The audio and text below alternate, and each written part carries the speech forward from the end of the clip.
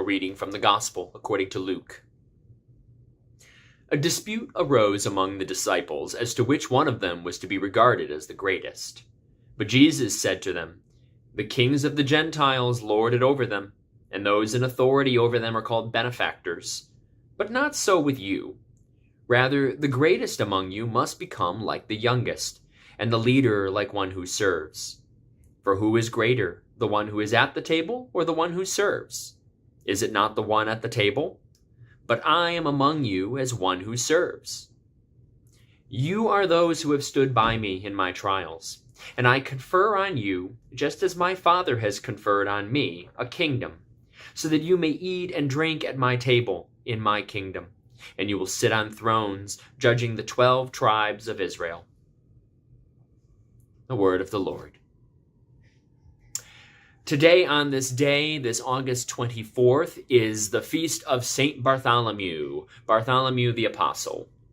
And like many of the apostles, we don't have a lot of direct evidence about Bartholomew. He's mentioned in Matthew, Mark, and Luke only briefly, not mentioned in John at all, unless you consider, as some suggest, since Bartholomew is the surname, Bar meaning son, Bartholomew, the son of Ptolemy, and that he's actually the same person who's named Nathaniel in the Gospel of John, so he'd be Nathaniel Bartholomew.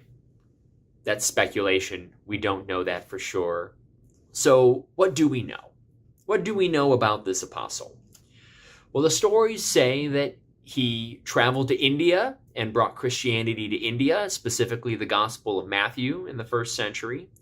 We know that he went to Armenia and spread Christianity to Armenia.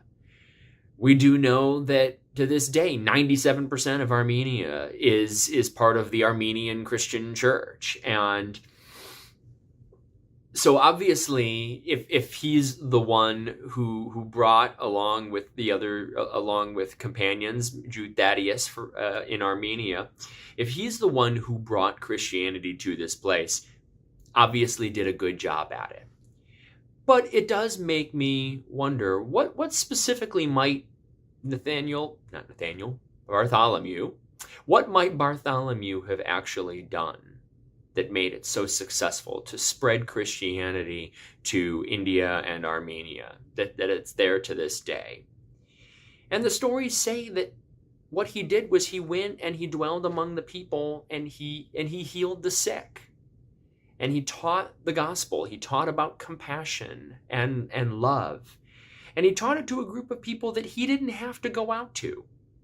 He didn't have to look out at people in a different land, of a different ethnicity and a different language, who looked different than he did, and see somebody as worthy of being seen in the image of God, as worthy of being a child of God. But he did. We know that Bartholomew was somebody who looked past geographical differences and ethnic differences and saw people who were in need of compassion, in need of love.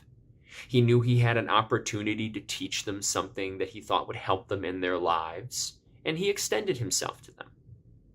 And that, if nothing else, is something that's worthy of us to lift up. What part of our own lives can we pattern after Bartholomew the Saint? To go out into the world and not just extend ourselves to people who think like we do and speak like we do and look like we do, but to go out into the world and see people who are different from us, and yet just as worthy of our time and our energy and our compassion, particularly those who are hungry, whether spiritually hungry or physically hungry, and extend ourselves to them the same way Bartholomew was willing to do. And who knows? Who knows? The lives that you touch along the way may have a lasting impact, just like the lasting impact that Bartholomew has had some 2,000 years later. And if that is an example that we're getting from him, he is indeed worthy of lifting up as a saint. Thanks be to God. Amen.